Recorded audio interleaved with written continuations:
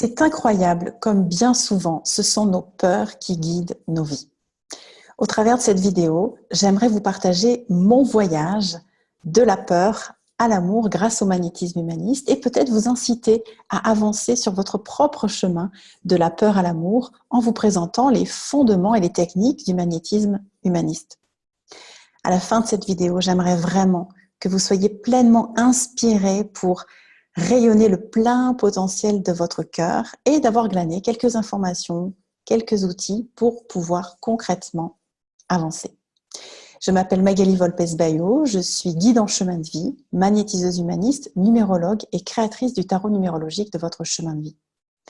J'aide toutes les personnes hypersensibles en quête de sens qui se posent beaucoup de questions à trouver les réponses à l'intérieur d'elles-mêmes afin d'avancer sur leur chemin de réalisation et de développer leur talent unique afin de s'épanouir. Je vais en 2 mots vous présenter d'abord qu'est-ce que le magnétisme humaniste. Le magnétisme humaniste est une pratique thérapeutique qui utilise l'énergie et la conscience pour aider l'être humain à retrouver son potentiel naturel d'auto-guérison. C'est une approche aussi qui aborde l'être humain en prenant en compte tous ces différents aspects, du plus matériel, le corps, au plus spirituel, l'âme et le soi. Et nous offrons des outils pour vous permettre d'évoluer sur votre chemin d'auto-guérison et votre chemin de pleine réalisation. Je vais donc d'abord vous raconter mon histoire de la peur à l'amour. Tout ça commence très très tôt évidemment, depuis ma naissance. Et quand je démarre la formation de magnétisme humaniste en 2008, je me rends compte que je suis pleine de peur. Je savais déjà que j'avais un tempérament assez craintif, mais là, je m'en rends vraiment d'autant plus compte que je suis en plus enceinte, donc avec des peurs supplémentaires dans le fait d'accéder à être mère. J'arrive pour la première fois dans une formation où je n'ai eu aucune recommandation réelle, aucune personne de mon entourage qui ait pu me dire « je connais cette personne, je te le recommande », etc. Donc j'ai peur de rentrer dans un endroit, une secte ou quelque chose qui ne me conviendrait pas. Donc j'ai énormément de peur. Et je me rends compte qu'en fait, 90% de mes actions, 90% de mes décisions ont jusqu'à présent toujours été dictées par mes peurs. Plus précisément, pour éviter en fait de me connecter à mes peurs. Et ma décision de faire cette formation pour la première fois m'a fait dépasser ces peurs. Ça a été vraiment un choix fait par amour. Alors, je vais vous raconter un petit peu, si vous voulez bien, comment j'ai choisi de faire ma formation en magnétisme humaniste. Donc, en 2008, j'avais déjà commencé mes formations en thérapie depuis 2001. J'avais enchaîné la naturopathie, avec la réflexologie plantaire, la PNL, les relations humaines, EMDR, etc. J'avais déjà pas mal d'outils dans ma sacoche de thérapeute. Mais en fait, quand j'avais commencé à recevoir des personnes en cabinet, je ne me sentais pas complètement à ma place. Il y a vraiment quelque chose qui me manquait. J'avais l'impression d'avoir plein d'outils comme ça et que c'était un petit peu fouillis, il n'y avait pas de sens, il n'y avait pas de globalité à tout ça. Et même les gens qui venaient me voir ne savaient plus trop pourquoi ils venaient me voir. C'est-à-dire, est-ce qu'ils venaient voir la naturopathe? Est-ce qu'ils venaient voir la praticienne en PNL? Et donc, je me suis dit, il te manque quelque chose, puisque finalement, toi, ce que tu aimes, c'est permettre aux gens vraiment d'évoluer, de donner le meilleur d'eux-mêmes. Bien sûr, tous ces outils le permettaient, mais je n'avais pas une sensation vraiment de globalité et de plein épanouissement dans ma thérapeutique. Donc, je me suis dit, tu n'as pas encore trouvé l'outil qui va te permettre d'intégrer tout ce que tu as appris sur ton parcours. Quel va être cet outil? Alors évidemment, j'ai d'abord commencé avec ma tête, avec mon mental, quelle thérapie, etc. Et en fait, très rapidement, je me suis rendu compte que ça n'allait aboutir à rien parce qu'il y a une somme incroyable de thérapies, certaines très intéressantes, d'autres que je ne connaissais pas vraiment. Donc, je me suis dit, Magali, tu ne vas pas pouvoir choisir avec ta tête. Choisis avec ton cœur. Essaie vraiment de te fier, d'avoir confiance en l'univers, que l'univers va t'amener vers la formation qui va te permettre de réunir toutes tes connaissances. Et donc, j'ai décidé de m'y prendre de cette façon.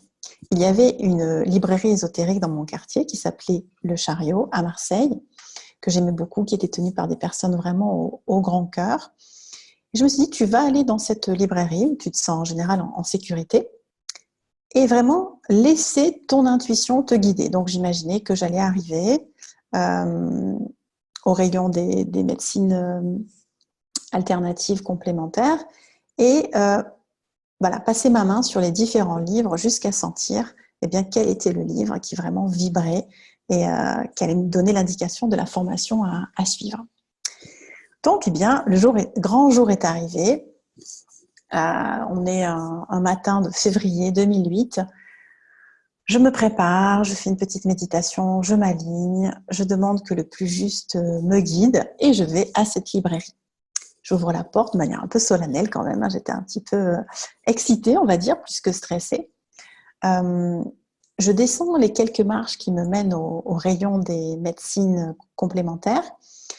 Et là, je m'arrête, je vois une magnifique jeune femme avec de grands yeux bleus qui était en train de regarder des livres. C'est vrai qu'intérieurement, je me dis « Waouh, quelle belle femme !» Et en fait, elle tourne la tête, elle me regarde, on se regarde. Et là, elle prend un livre qui avait juste devant elle et elle me le tend. Elle fait quelques pas pour aller vers moi. Elle me dit « Tu devrais lire ce livre. » Et alors là, je lui dis à peine merci, en fait. Je suis tellement subjuguée que vraiment, voilà, je la remercie et je vais découvrir en fait le titre du livre que j'ai dans les mains une fois que je suis arrivée à la caisse. Et ce livre, c'était Le pouvoir bénéfique des mains de Barbara Ann Brennan, qui est donc une guérisseuse américaine, qui était au départ une technicienne, une ingénieure même de la NASA, et qui a subitement s'est trouvée avec des perceptions extrasensorielles qui sont arrivées en cours de chemin, qui lui avait permis de vivre, de voir le monde différemment et donc de développer sa propre thérapie, sa propre méthode de guérison. Donc, waouh, je rentre dans ce livre avec bonheur parce que j'aime beaucoup ce côté à la fois très spirituel, très scientifique, très concret. Et je me dis, c'est ça qu'il faut que je fasse. Il faut que je fasse cette formation. Bon, formation aux États-Unis. Moi, ne parlant pas anglais, moi étant restée à Marseille toute ma vie, waouh, j'avais du mal à envisager le voyage quand même. J'ai un petit peu réfléchi, mais c'était un petit peu difficile. J'ai dit, pourtant, c'est vraiment ça qu'il me faut. Donc, je commence à taper sur Internet, Barbara Ann Brennan, formation, et très rapidement, je tombe sur le site du magnétisme humaniste, et j'observe effectivement qu'il y a vraiment un recoupement par rapport à ce que j'ai vu dans le livre. La formation semble vraiment correspondre à mes attentes, et donc, je décide de m'inscrire. Donc, vous voyez, ça a été la première fois, et j'ai eu beaucoup de peur. Je ne connaissais pas les personnes qui faisaient cette formation. Elle était en Ardèche, elle durait 5 jours. Mais je sentais, c'était au plus profond de moi, je sentais qu'il fallait que je fasse cette formation et que je pouvais être en confiance. Et même quand les peurs venaient me dire « Ouh là là, mais tu fais n'importe quoi, en plus tu vas apprendre le magnétisme, c'est-à-dire quelque chose qu'on ne voit pas, tu peux tomber sur des fous, etc. » En fait, il y avait une petite voix à l'intérieur qui me disait « Non, vas-y, va expérimenter, va trouver ce que tu cherchais. » Et effectivement, je suis arrivée et j'ai vécu 5 jours de formation vraiment extraordinaires, hein. Les peurs ne m'ont pas lâchée pour autant, j'en ai eu plein pendant ces 5 jours. Mais ce qui a été vraiment fondamental pour moi, m'a permis vraiment de démarrer ce chemin au travers de ces 5 premiers jours, c'est que quand je suis arrivée, les formateurs ont posé un cadre relationnel tout à fait sécurisant, qui m'a permis de me mettre vraiment dans une position d'élève, en toute sécurité moi aussi, et donc de relâcher beaucoup de mes fonctionnements. Jusqu'à présent, dans mes relations humaines, et en particulier avec mes formateurs, j'avais besoin de contrôler en fait la relation et de me mettre dans des processus de contrôle, des postures de méfiance, d'insécurité. J'avais l'impression que la sécurité ne pouvait venir que de moi, donc du coup, il fallait que je contrôle ce qui se passait aussi en face. Alors que là, en fait, pour la première fois, je me sens en sécurité. Et je n'ai pas besoin de contrôler, je n'ai pas besoin de mettre en place, je sais pas, des stratégies en fait relationnelles avec ces 2 formateurs. Donc, quand j'arrive, ce sont Sébastien Berger et Christian Droyer qui m'accueillent. Et il se passe pendant ces 5 jours un triangle vertueux qui est que moi, je suis très certainement prête, en fait, sur mon chemin à lâcher beaucoup de mes résistances. J'ai en face 2 formateurs qui sont justement vraiment alignés dans une posture voilà, d'amour, de bienveillance et de fort positionnement. Et il y a aussi cette technique, le magnétisme humaniste, que je découvre et qui me permet du coup de passer par des processus internes qui commencent petit à petit à me permettre de ressentir que je peux vraiment avancer dans ma vie sans que mes choix soient dictés par mes peurs. Donc ça, c'est vraiment un moment fondamental dans ma vie qui est à la fois inconfortable parce qu'évidemment, ma personnalité, mon moi, ma structure jusqu'à présent navigue un petit peu en eau trouble. J'ai moins de contrôle, je peux exercer moins de contrôle et à la fois, je sens que c'est très nourrissant, c'est très structurant. C'est peut-être la première fois que je m'autorise à vivre une rencontre véritable avec ces 2 formateurs et avec du coup les autres apprenants qui étaient avec moi ce jour-là. Le fait de lâcher les peurs, du coup, me permet une connexion à mon âme, à mon soi facilité. Ce qui me permet du coup de vous présenter un des fondements psychospirituels du magnétisme humaniste, qui est que l'être humain est constitué d'un corps, d'un moi, d'une âme et d'un soi. Alors, qu'est-ce que sont ces quatre parts de l'être? Donc, le corps physique, évidemment, c'est ce que vous pouvez toucher. Le moi ou l'ego, c'est la personnalité, c'est Magali dans cette incarnation. Comment elle est, qu'est-ce qu'elle a vécu, qu'est-ce qui s'est passé dans sa vie, quelles sont les qualités, les défauts qu'elle a.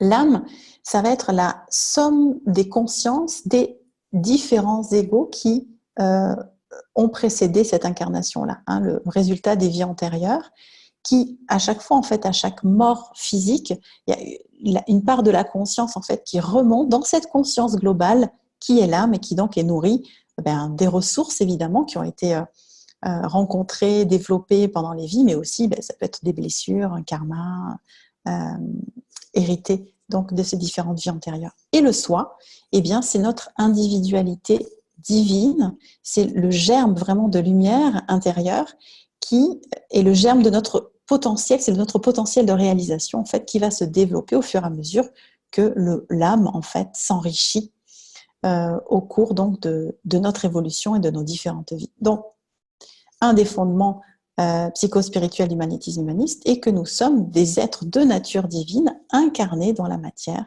et nous avançons comme ça de vie en vie. Alors, ce passage de peur à amour, c'est aussi un chemin d'ignorance à conscience. Alors, j'avais beaucoup déjà déconstruit de croyances, notamment avec la PNL, mais là, avec le magnétisme humaniste, je vais continuer à déconstruire cela au travers de ma personnalité, mais je vais aussi déconstruire des croyances qui vont être à propos de mon âme, à propos de qui je suis en fait, de manière globale, et aussi à propos de Dieu, qu'on peut appeler le divin, l'énergie cosmique, la nature, l'univers, bref, cette énergie, cette conscience qui est au-delà de nous et qui permet la création de cet univers. Et pour avancer en fait sur ce chemin d'évolution et de conscience de qui je suis, et donc de ma nature divine et donc d'amour, il va y avoir 2 séances individuelles qui vont vraiment m'ont marqué sur ce chemin. La première va être une séance avec Emmanuelle Delestin, qui est une magnétiseuse humaniste, que je vais contacter à un moment donné où je vais vraiment pas bien, je vais vraiment très mal, et elle va me permettre, elle va me donner des autorisations, elle va m'inviter à contacter le divin à l'intérieur de moi, afin de vérifier quelque part si Dieu m'aime ou pas, puisque finalement, au bout du bout, c'était la question que je me posais. Suis-je digne d'amour ? Et donc, par son invitation, je vais m'autoriser à contacter cette conscience autour de moi à l'intérieur de moi. Et là, il se passe vraiment quelque chose d'extraordinaire, c'est que je ressens l'amour divin en moi, cellulairement. Hein, mon corps le reçoit, ma conscience s'en imprègne et je suis profondément touchée en fait de me sentir aimée, quoi que j'ai fait, quelles que soient mes bêtises, mes erreurs, qui je suis. Je suis donc digne d'être aimée. Je le ressens vraiment, j'en fais l'expérience concrète. Et je peux donc du coup, à partir de ce moment-là, commencer à m'observer avec amour, parce que si Dieu m'aime, je pense que je vais pouvoir réussir à m'aimer, c'est important. Je vais réussir. Et je vais pouvoir comme ça connecter ma propre source d'amour, c'est-à-dire ma propre capacité à me laisser traverser en fait par la source d'amour, la source de la conscience divine. Et ça, c'est très important parce que je commence à comprendre que c'est vraiment cette conscience d'amour qui va permettre de réintégrer en fait toutes les parts de moi, les plus blessées aux plus conscientes. Ça, c'est un travail que j'adore faire, qui est vraiment fondamental dans mon approche, qui est d'aller voir les différentes parts en vous pour comprendre ce qui se joue. Et donc, je sens que je peux, du coup, en m'observant avec amour, faire dialoguer des parts de moi à l'intérieur et guérir, en fait, énormément de choses sur mon chemin. Donc, première séance vraiment fondamentale avec Emmanuel. Et puis, des années plus tard, je vais prendre rendez-vous avec Cathy Lopez.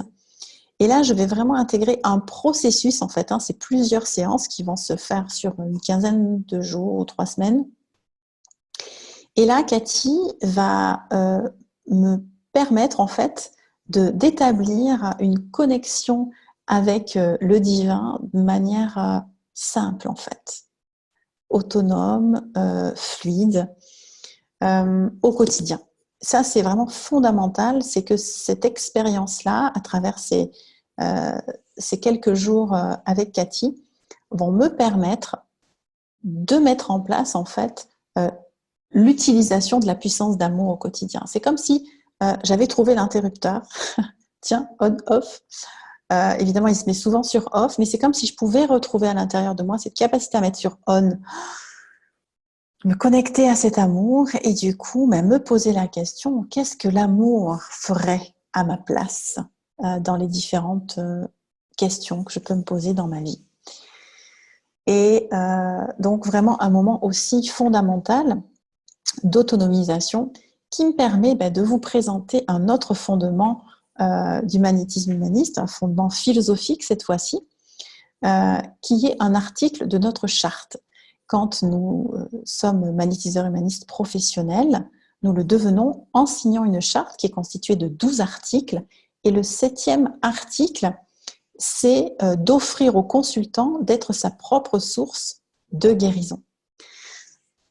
En tant que propre source de guérison, évidemment, eh bien, c'est être sa propre source de conscience et d'amour. Je vous lis exactement ce qui est marqué dans cet article. Il est important de recentrer le patient sur sa capacité à prendre les décisions qui l'amènent à être aux commandes de sa vie intérieure et extérieure. Si une part du consultant a créé la problématique, une autre part peut potentiellement la décréer et faire un nouveau choix. Donc là, vous voyez qu'il est clairement abordé ce fondement qu'il y a plusieurs parts en nous. Et effectivement, pour moi, l'amour permet justement d'observer tout ce petit système intérieur, d'y mettre de la fluidité et permettre des réparations. Donc, si vous êtes curieux de connaître les 11 autres articles de cette charte, vous pouvez la découvrir sur le site du magnétisme humaniste. Ensuite, pour continuer notre voyage, ce chemin de la peur à l'amour, c'est aussi pour moi le passage de fantasme à réalité. Alors, sur ce chemin particulièrement, je tiens vraiment à rendre hommage et à remercier une autre approche thérapeutique qui est celle de la psychologie intégrative, qui m'a vraiment, vraiment aidée aussi, conjointement au travail que je faisais en magnétisme humaniste, donc au travers de 2 thérapeutes qui m'ont accompagnée en individuel, à vraiment me connecter avec ces parts justement apeurées à l'intérieur de moi, à en prendre conscience et à sentir en fait ce que j'avais mis en place pour éviter de ressentir ça en fait, mes premières terreurs, dont beaucoup de fantasmes. Et petit à petit, de revenir dans le monde réel grâce à la relation, parce que la psychologie intégrative a vraiment une approche qui permet d'être dans un lien particulier avec le thérapeute, une grande implication. Et ça, c'est vraiment très important. Ça a vraiment été très important pour moi. Ça m'a permis d'approfondir en fait mes prises de conscience en magnétisme humaniste. Et globalement, les approches en psychologie sont très intéressantes en fait à utiliser conjointement au magnétisme humaniste, de mon point de vue, parce qu'elles vont permettre un soutien à la mise en place des prises de conscience qui vont émerger dans les séances de magnétisme humanisme. On y reviendra un petit peu plus tard au travers d'exemples. Donc du coup, par rapport aux fantasmes, eh bien c'est la peur qui me laissait effectivement dans des fantasmes à propos de moi, à propos des autres, à propos de Dieu. Et quand on arrive au premier niveau donc, de la formation au magnétisme humaniste, on voit les fondamentaux. Donc on va voir les principes fondamentaux, on va dire, de la psychologie humaine, compréhension des mécanismes psychiques, et aussi compréhension et expérimentation de ce que c'est que l'énergie. Et on va notamment apprendre à développer nos racines, à nous enraciner vraiment dans la terre pour pomper, pour être en contact avec l'énergie qui va ensuite, évidemment, être distribuée, être mise à disposition du consultant qui vient nous voir. Et l'enracinement fait partie vraiment des qualités majeures à développer en tant que magnétiseur, magnétiseuse humaniste. Il y a effectivement, et ici c'est un autre fondement que je vous partage, différentes qualités à développer au cours de la formation et de notre pratique. L'enracinement en étant, effectivement, mais il y a aussi, j'en cite quelques-unes, la patience, ça a été aussi très très important pour moi à développer, la patience de se former, la patience de grandir en tant qu'être. On va aussi apprendre à développer un langage conscient. On a aussi besoin de connaître un minimum d'anatomie humaine et de développer nos capacités extrasensorielles qui peuvent être la clairvoyance, la clairsentience, la clairaudience, la voyance dans le temps, qui peuvent nous aider du coup à aider en fait la personne lors de ses prises de conscience. Et enfin, et non des moindres, maîtriser son mental. Ah waouh. Alors ça, très très important. Une des prises de conscience majeures aussi que j'ai eues lors de ce premier niveau, c'est que dans ma tête, mais c'était un chaos monumental. Je crois que je mettais tout ça en arrière-fond et je ne m'entendais pas penser jusqu'à présent. En tout cas, j'arrivais un petit peu à étouffer tout ça. Et là, je me rends compte en fait de toutes ces voix dans ma tête. Et je vais donc commencer à vraiment pratiquer la méditation de manière sérieuse. Je vais d'ailleurs, au début, pratiquer la méditation plus dictée par mes peurs que par amour, puisque je vais me mettre un cadre strict. C'est une méditation quotidienne, 1 demi-heure par jour. Je vais faire ça pendant 1 an et demi, à m'infliger ça entre guillemets, parce que sinon ça me fait beaucoup de bien, mais derrière on sent qu'il y a une certaine rigidité, une certaine rigueur excessive, sûrement dictée par une peur de ne pas réussir à développer peut-être tout ce que j'avais besoin de développer dans ma pratique du magnétisme humaniste et en tant qu'être. Heureusement aujourd'hui, j'ai fait grandir l'espace d'amour en moi. Je continue bien évidemment à pratiquer la méditation, pas forcément de manière quotidienne, mais en tout cas régulière, et surtout adaptée en fait à l'instant présent. C'est-à-dire, est-ce que ça va être plus une méditation contemplation, une méditation pour développer certaines qualités et compétences? Est-ce que ça va être une méditation en mouvement, par exemple? Voilà, c'est beaucoup plus souple. Aussi bien en termes de comment je fais, mais aussi de combien de temps je le fais. Ça peut parfois être des très petites méditations qui me permettent juste de me connecter à ce dont j'ai besoin. Et donc, ça va vraiment être, vous allez le voir, votre outil numéro 1 pour avancer en toute autonomie sur ce chemin de la peur à l'amour. Donc maintenant, je vous ai beaucoup parlé de moi. J'avais envie du coup de vous parler de vous. Où est-ce que vous en êtes vis-à-vis de vos peurs Est-ce que vous sentez, vous avez conscience qu'il y a énormément de peur qui dicte vos choix, vos manières d'agir? Et est-ce que vous avez envie d'avancer et d'accueillir beaucoup plus d'amour en vous pour du coup vivre une vie beaucoup plus sereine? Eh bien, si vous avez envie d'utiliser le magnétisme humaniste pour avancer sur ce chemin-là, eh bien, il y a 3 manières de faire, comme je vous l'ai dit en introduction. C'est en suivant la formation. Vous n'êtes pas obligé de devenir thérapeute à l'issue de la formation, mais vous allez acquérir un savoir qui va vous aider. Vous pouvez aussi évidemment avoir recours à une séance en magnétisme humaniste ou eh bien, utiliser cette conscience au quotidien de manière individuelle en toute autonomie. Alors 2 mots avant de vous parler vraiment de ce que c'est qu'une séance en magnétisme humaniste, qui est le cœur de ce que j'ai envie de vous partager. Je vais quand même vous dire 2 mots de cette formation si elle vous intéresse. Donc c'est une formation qui est en 7 niveaux. Il y a 2 formateurs actuellement et des assistants qui sont là pour permettre la bonne poursuite du stage, la bonne... il me manque le terme. Que ça se passe bien, voilà, vraiment, en termes techniques et aussi en termes humains. Il va y avoir des entraînements qui vous sont demandés entre chaque niveau. 1 an de pause obligatoire entre le 4e et le 5e niveau pour vraiment vous permettre d'intégrer ce qui s'est passé durant ces 4 premiers. Et à la fin du 4e, vous avez déjà la possibilité d'exercer en tant que magnétiseur humaniste si vous signez évidemment la charte que j'ai évoquée tout à l'heure. Il y a 2 lieux de formation, la France et l'Ardèche.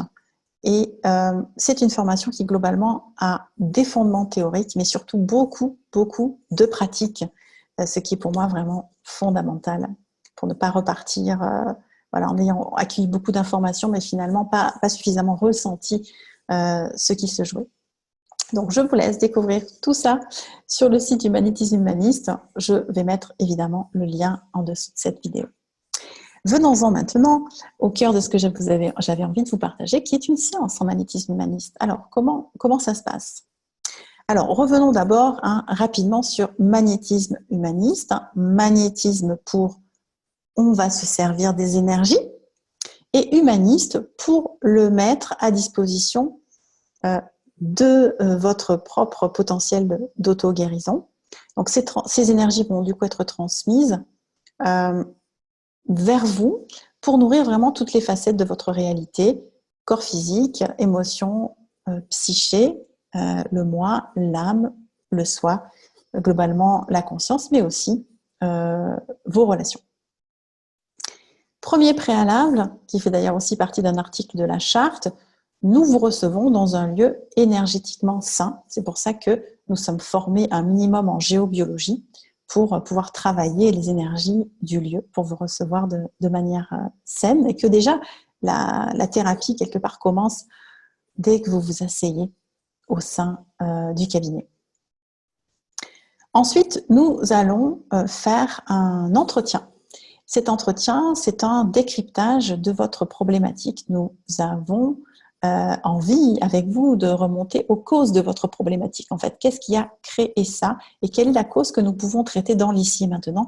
Car il y a souvent d'ailleurs plusieurs causes, mais celle que nous allons traiter dans l'ici et maintenant, c'est vraiment celle qui va permettre en fait que les autres causes commencent déjà à bouger pour vous reconnecter à votre potentiel d'auto-guérison. Donc les causes, elles peuvent être nombreuses. Elles peuvent venir effectivement de votre famille, de votre éducation, de votre nourriture, pourquoi pas de drogue ou de choses que vous auriez ingérées, de mémoire de vie antérieure, de transgénérationnel, de votre karma et de problèmes relationnels. Voilà, les causes sont vraiment multiples. Et pour une même problématique, en fait, il n'y aura pas la même cause. Et du coup, pour cette même cause, nous n'allons pas travailler exactement de la même manière. Donc, pour vous faire comprendre cela, je vais vous partager 2 exemples. Nous allons prendre d'abord l'exemple d'une consultante qui vient pour un problème de difficulté avec la mort qui fait qu'elle est tout le temps en fait dans une conscience perpétuelle que la mort peut arriver. Et ça a généré du coup chez elle des troubles vraiment au quotidien qui l'handicapent énormément. C'est pour ça qu'elle vient me voir. En observant, qui elle est, je perçois que la cause vraiment fondamentale de ces problématiques vient d'une vie antérieure. Donc, une fois que la personne est prête à démarrer le soin, je vais observer où se passe cette vie antérieure et en me branchant dessus, je lui transmets l'information qu'il y a eu dans une vie antérieure, elle a été quelqu'un qui a causé tort en fait à sa communauté, hein, c'est-à-dire qui a généré de la mort autour d'elle. Je lui donne voilà, tous les détails que je perçois. Elle aussi va s'autoriser à ressentir ce qui est présent. Elle reconnecte avec cette expérience-là. Et nous allons donc traiter cette mémoire. Puisque la cause est une mémoire, nous allons du coup aborder cette problématique avec une technique particulière qui est une technique de dégagement des mémoires de vie antérieure. Donc, on va localiser la mémoire, on va prendre conscience de quel genre de mémoire cela est pour comprendre en fait qu'est-ce que ça a généré pour l'âme d'avoir vécu en général ces traumas, hein, puisqu'en général ce sont des traumatismes. On va du coup permettre à la personne de se rendre compte que ce n'est pas elle qui est responsable, c'est son ancien moi, donc de vraiment faire la dissociation entre la vie présente et la vie antérieure, pour ne pas porter le poids de cette vie-là. Et ensuite, on va demander l'accord à la personne. Est-ce qu'elle est d'accord qu'on enlève cette mémoire de vie antérieure? Si c'est le cas, on va vibratoirement enlever, dégager, libérer cette mémoire à l'extérieur du corps énergétique de la personne. Puis ensuite, on va restructurer énergétiquement cet endroit-là, le purifier et proposer à la personne de remettre une nouvelle énergie que celle, par exemple, de la peur. Quelque temps après, une autre personne vient avec la même problématique de difficulté avec la mort et les mêmes comportements pour essayer de réfréner en fait cette difficulté. Et là, quand je me branche, eh bien, ce n'est pas une vie antérieure, c'est un problème d'enfermement, de sensation d'enfermement relationnel. Donc là, évidemment, bien, on ne va pas faire le même travail. Nous allons voir ensemble avec quelle personne c'est particulièrement présent, cet enfermement relationnel, quelles sont les origines, c'est-à-dire qu'est-ce que la personne a vécu dans son passé qui l'amène à vivre cet enfermement relationnel et évidemment comment elle peut se comporter différemment pour petit à petit ouvrir les portes de sa prison intérieure et du coup au travers de la respiration qu'elle va retrouver au niveau relationnel, se dégager de cette peur de la mort. Donc vous voyez que pour une même problématique, hein, c'était vraiment la même base, il peut y avoir des causes complètement différentes et donc on va le traiter évidemment différemment. Alors une fois qu'on a réussi à décrypter un petit peu les origines de ce pourquoi vous venez, alors et là on va passer à la séance à proprement parler. La séance à proprement parler c'est un équilibrage énergétique qui se fait sur table, habillé, et on va utiliser essentiellement nos mains, donc on va faire de l'imposition des mains, et nos mains sont comme des émetteurs-récepteurs, hein, comme des antennes. Récepteurs parce qu'évidemment on va capter ce qui se passe en posant nos mains sur votre corps, ou parfois un petit peu au-delà du corps. Qu'est-ce qui se passe? Comment est l'énergie sous mes mains? Et ça va être aussi émetteur, puisque en fonction de ce qu'on aura perçu justement, eh bien, on va émettre une énergie particulière pour faire bouger les énergies en fonction des besoins. Donc ça me permet de vous poser quelques fondamentaux scientifiques à propos du magnétisme, si vous le voulez bien, très rapidement. Cette notion de magnétisme, au départ, est réservée vraiment au monde de la physique pour expliquer des phénomènes qui ont attrait notamment aux aimants, okay, qui du coup génèrent un champ magnétique autour d'eux. Et c'est Mesmer, un médecin allemand, qui va pour la première fois parler de magnétisme animal, donc de magnétisme généré par l'être humain. Donc c'est en 1779, au XVIIIe siècle, qu'il va développer cette théorie, en sachant qu'au départ, il utilise vraiment des aimants pour aider à la guérison des personnes. Et en fait, il se rend compte au bout d'un certain temps que ses mains produisent le même effet que les aimants, voire même de qualité supérieure. Et il fait un rapprochement parce que dans ses mains, il sent quelque chose comme justement de l'aimantation. Ça lui fait la même sensation que lorsqu'il y a deux aimants qui vont s'attirer ou au contraire être dans une sensation de répulsion, hein, s'éloigner. Et même les patients qu'il reçoit ont aussi des commentaires qui lui fait penser à des courants magnétiques dans le corps humain.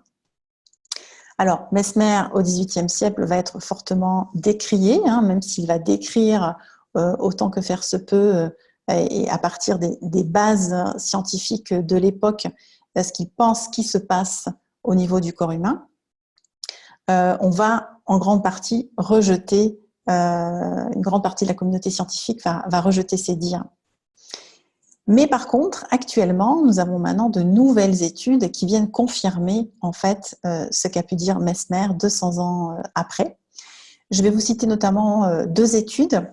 La première, c'est celle de Zimmermann en 1980 qui fait une étude sur le toucher thérapeutique. Et donc, son objectif, c'est de mesurer les fréquences qui sont émises par les mains. Il va mesurer ces fréquences dans les mains de thérapeutes au repos, hein, c'est-à-dire qu'ils ne sont pas en train de chercher à magnétiser ou de toucher, et aussi des non-praticiens. Dans ces deux cas, il n'y a pas de courant énergétique qui sort des mains. Et par contre, quand les thérapeutes vont méditer, se mettre dans les dispositions qui sont les leurs pour le toucher thérapeutique et qu'ils vont décider vraiment d'appliquer leur toucher thérapeutique, alors là, ils observent, grâce à un appareil qui s'appelle un magnétomètre SQUID, c'est-à-dire qui réussit à mesurer vraiment des champs de fréquences très très petits, qu'il y a des fréquences effectivement qui sont bien émises du coup intentionnellement des mains, puisqu'il y a un avant et un après, hein. Il n'y a rien, puis d'un coup, quand c'est volontaire, ça sort des mains. Et ces fréquences vont à peu près se trouver entre 0,3 Hz et 20 Hz.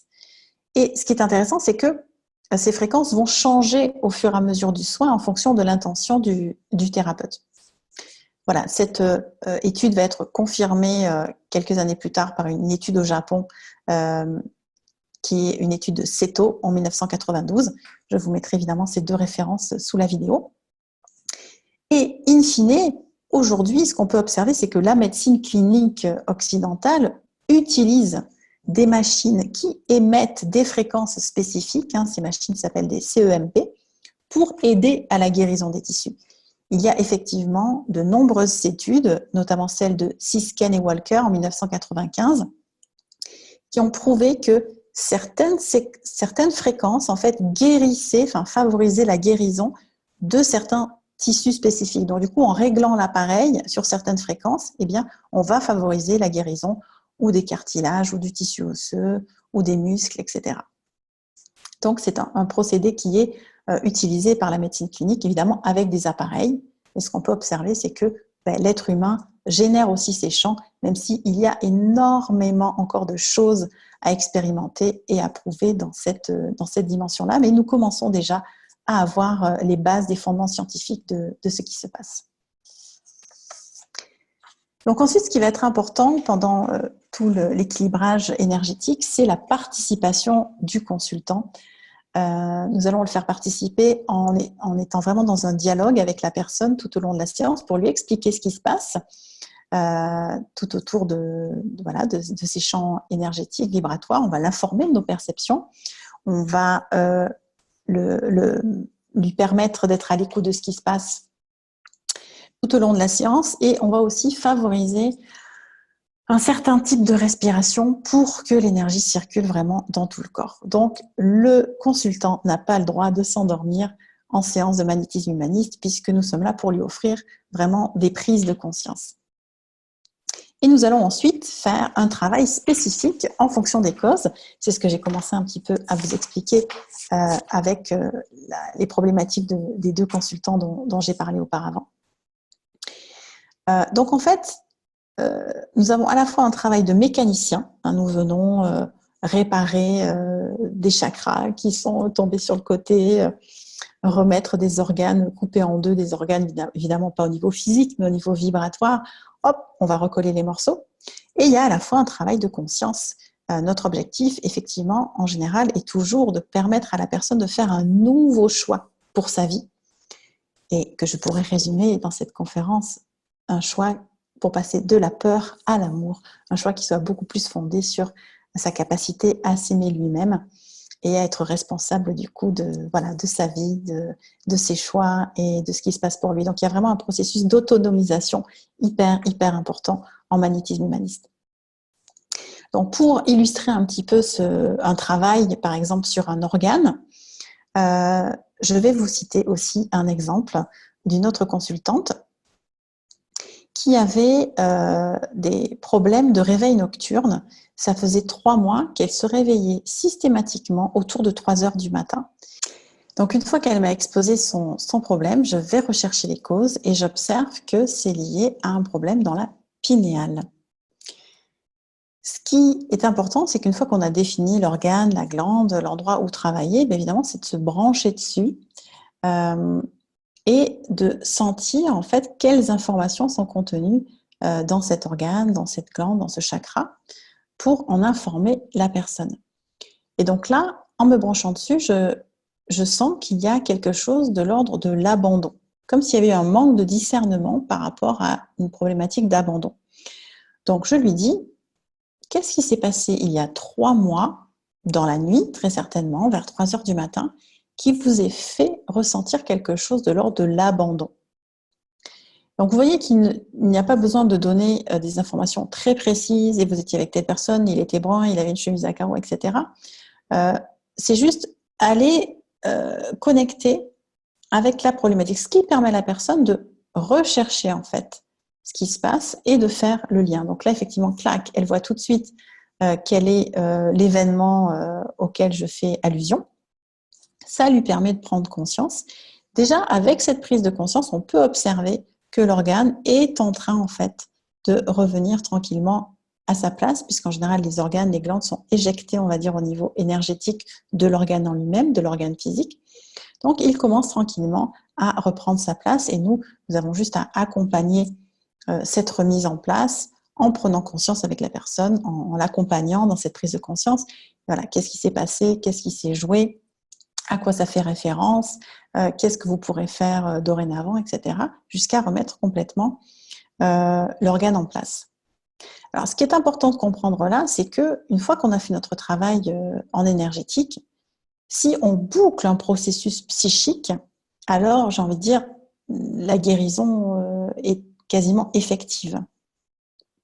Tout est bouclé et normalement, on a résolu le symptôme. Par contre, des fois, c'est une prise de conscience qui ouvre un processus psychique. C'est-à-dire que c'est la première fois que la personne se rend compte. Là, par exemple, ça aurait été « Ah, mon Dieu, j'ai une problématique d'abandon ». Et là, du coup, si on ouvre un processus psychique, évidemment, on est sur la voie de guérison, on est en train d'avancer, mais il y a encore un travail à faire supplémentaire. Et c'est là que le soutien de techniques en psychologie intégrative ou en psychologie, en coaching, voilà, va pouvoir aider à soutenir ce travail qu'on peut évidemment faire en magnétisme humaniste, mais où d'autres approches vont vraiment permettre d'aller vraiment plus en profondeur, prendre vraiment le temps de déconstruire et reconstruire des processus psychiques qui sont à l'œuvre.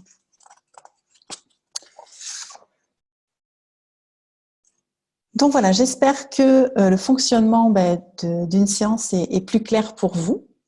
Et il me reste maintenant à vous donner quelques indications sur qu'est-ce que vous pouvez faire en toute autonomie, de manière en individuel.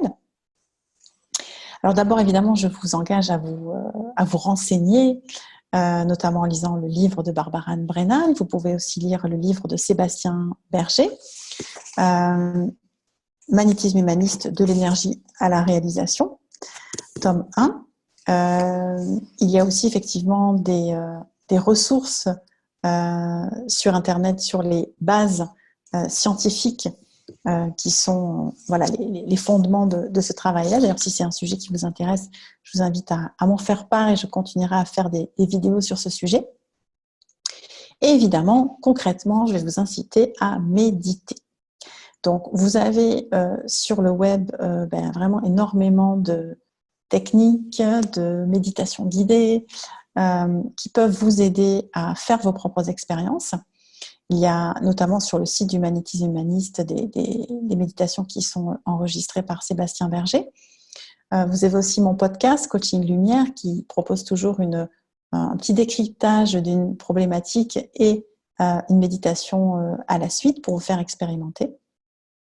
Et vous pouvez aussi rejoindre, si vous le souhaitez, un groupe que j'ai co-créé avec donc Cathy Lopez, dont je vous parlais tout à l'heure, qui s'appelle Choisir la lumière, et dont le but, effectivement, d'accueillir des personnes qui souhaitent avancer sur leur chemin d'évolution, et notamment de travailler la méditation et la conscience au sens large.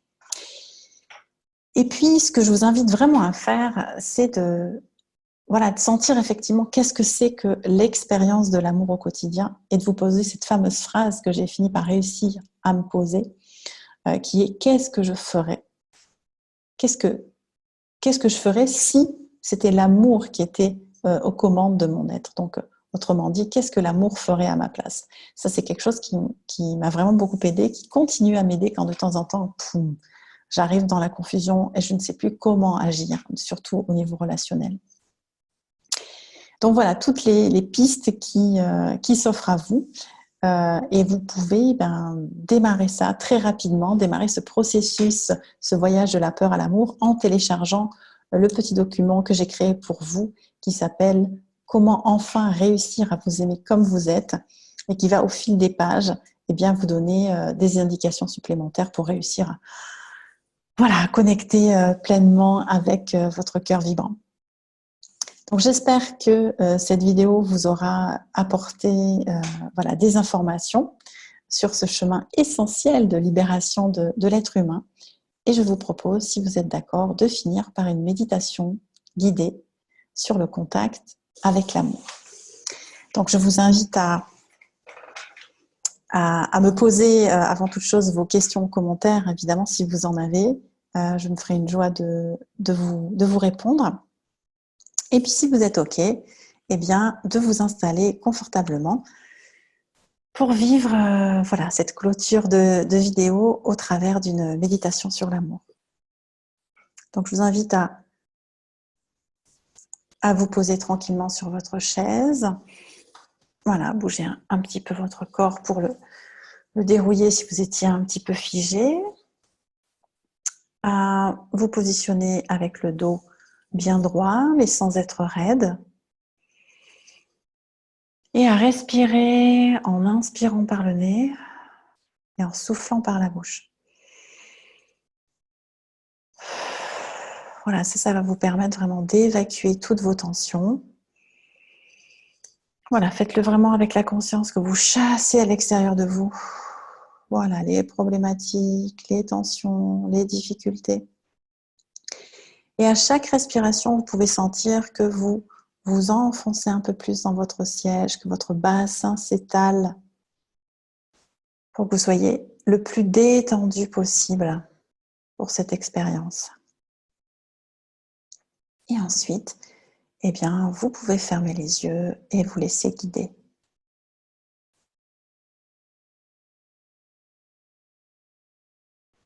Voilà, je vous invite à prendre conscience de votre corps,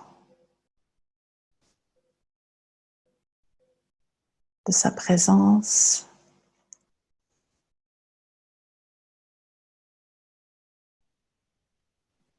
de tous les éléments de votre corps, les pieds, vos jambes, votre bassin, votre colonne vertébrale, votre ventre, votre torse, vos bras, votre cou et votre tête. Voilà, vous êtes parfaitement présent dans l'ici et maintenant. Et prenant conscience de cette présence ici et maintenant, je vous invite à prendre conscience que vous êtes chacun fils et filles du divin, fils et filles de l'énergie consciente, cosmique.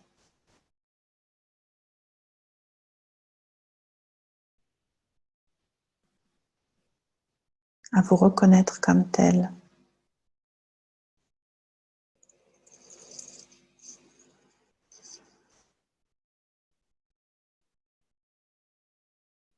Et en tant que fils, fille, vous autorisez à recevoir la protection et l'amour de votre Père, Mère divin.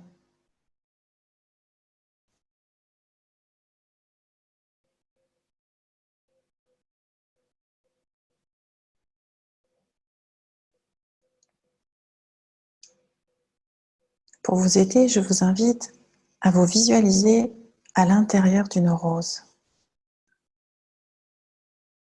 Une rose rose épanouie qui exhale un parfum merveilleux. Du cœur de cette rose dans lequel vous êtes, il émerge une lumière étincelante, vibrante.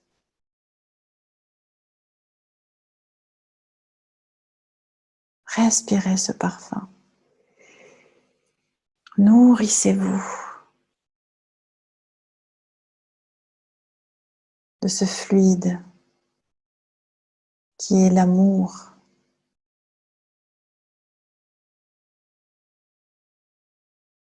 Et entrez complètement dans la couleur de ce rose tendre. Vous êtes pleinement immergé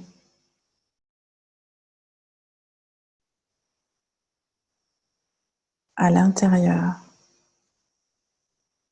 de cette rose et vous laissez entrer la couleur rose à l'intérieur de votre cœur. Vous inspirez la couleur rose et vous expirez la couleur rose.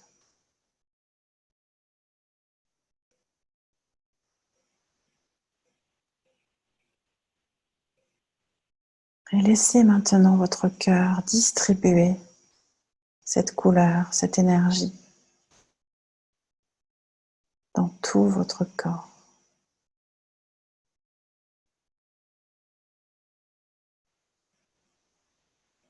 Je laisse l'amour circuler en moi.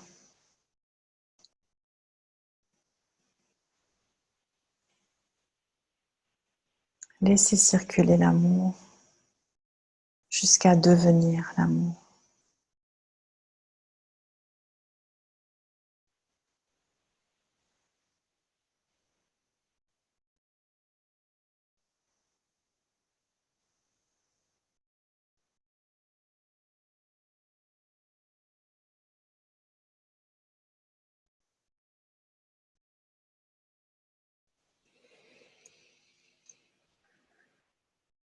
Et profitez de cette connexion, de cet état.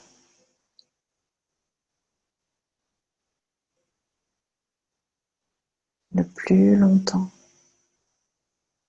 que vous pourrez le garder précieusement en vous.